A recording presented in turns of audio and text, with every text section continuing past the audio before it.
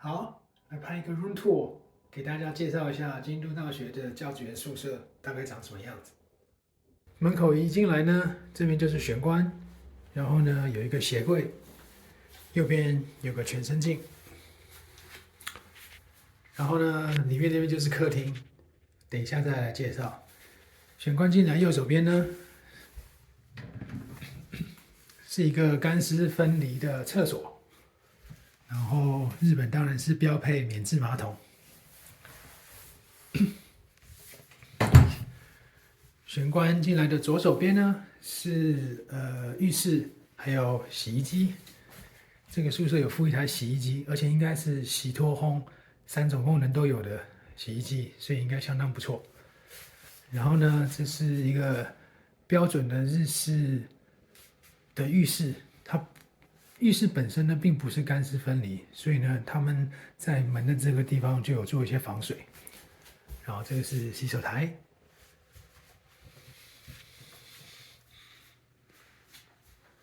玄关进来呢，直走呢就是客厅。好，一个小小的客厅，有冷暖气、电视，有一张餐桌、2个椅子。然后呢，后面这边呢就是厨房，有一台水波炉，然后有冰箱。然后有洗手台，然后是电子式的炉子，然后有抽油烟机。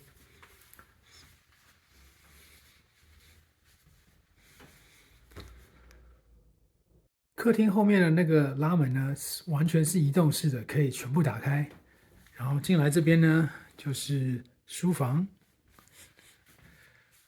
采光还不错。然后呢，这是我自己的电脑。还有自己带的延长线，然后是WiFi 的 router， 收纳很多，所以呢还算不错。然后左边这边呢就是卧室，一张应该是 full size 跟 queen size 中间的床，有附棉被、2个枕头。然后左边这边出去呢就是客厅玄关进来的地方，然后这边有衣柜，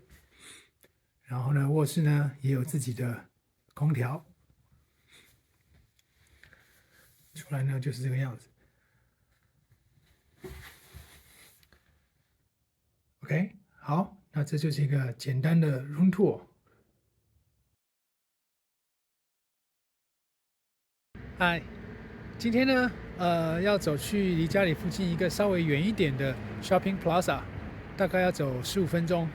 然后那边有一个比较大型的生鲜超市，还有一些卖生活用品的店，然后要去补一点东西。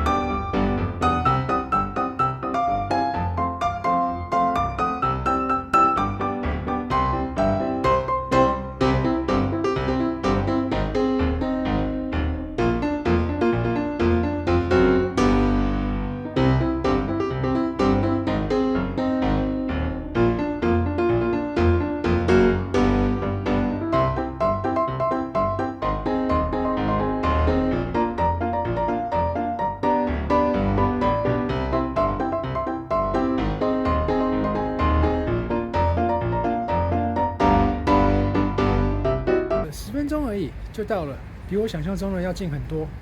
然后呢，在这个 shopping plaza 里面呢，有一个卖生活用品的店，有点像是台湾的特力屋或是美国的 Home Depot。然后对面呢还有一个比较大型的生鲜超市。那我们就先进去这个卖生活用品的店看一下吧。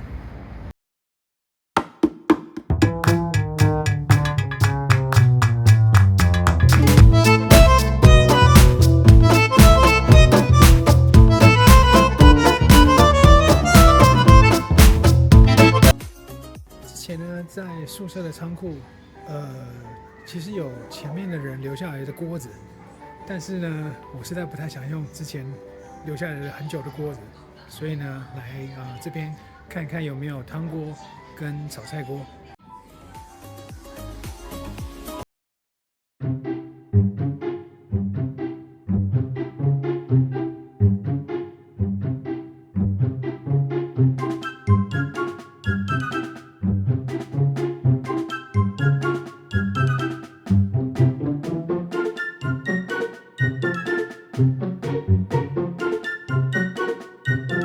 刚刚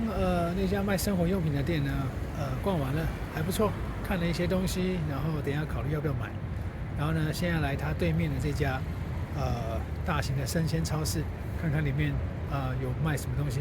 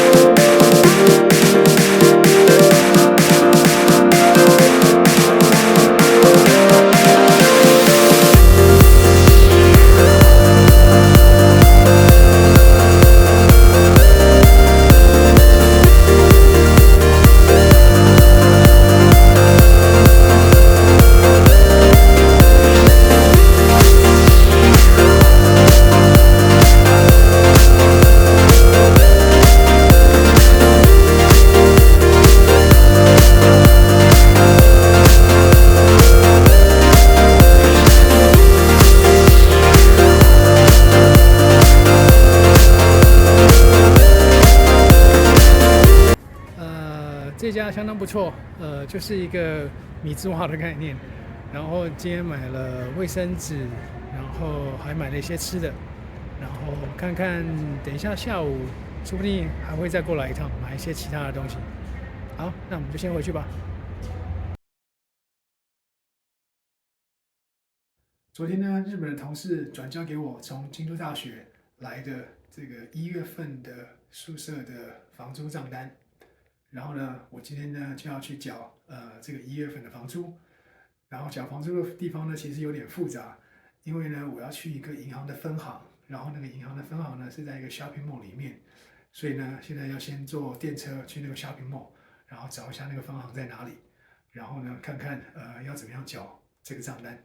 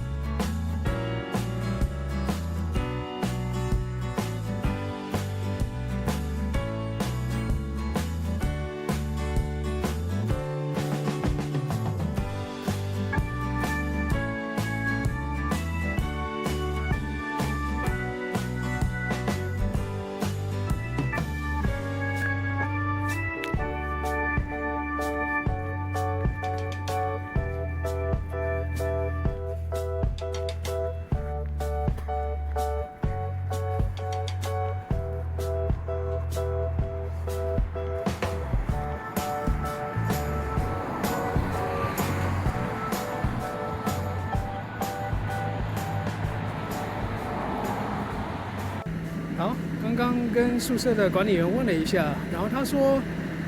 这边的这个中央信用金库呢，其实原本应该是可以交房租的，但是我刚刚进去问了一下呢，他们说好像要有电话号码才能够一的是转账或是用现金交房租，所以呢，我现在要再想办法，不确定要怎么弄。OK， 看起来大概是不太行，所以呢，现在决定照原定计划。坐车去那个 mall 里面的那间银行试试看，然后看看能不能够在没有电话号码的情况之下，然后付这个每个月的房租。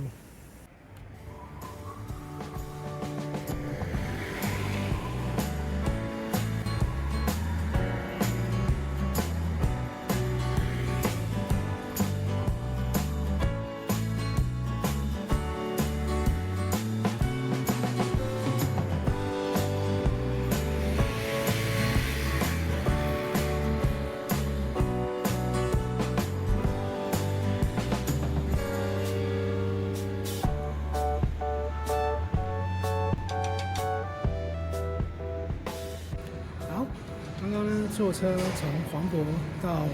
六地藏这边，然后走过来这个一个shopping mall 叫做 Momo Terrace， 然后呢，这个 shopping mall 的1楼呢有一个三井住友银行，然后这个三井住友银行呢其实就是京都大学要我转房租进入的这个银行，所以呢，我后来就用日文跟这边的行员沟通一下，看能不能够用现金去付我的房租。然后呢，在这边的行员的帮助之下呢，成功的用 ATM 转账成功。虽然说我还多付了550块的手续费，因为我没有他们的卡，但是也没关系。这边转账的时候，其实他还是有问我要电话号码，然后我就问这边的行员说，那我可不可以用宿舍的电话号码来代替？因为我还没有手机号码。然后我猜可能是因为我要转入的这个银行呢，就是他们自己的银行，所以用宿舍号码呢，这边的行员说可以，所以这次呢，我就先第一次用宿舍号码来付我1月份的房租，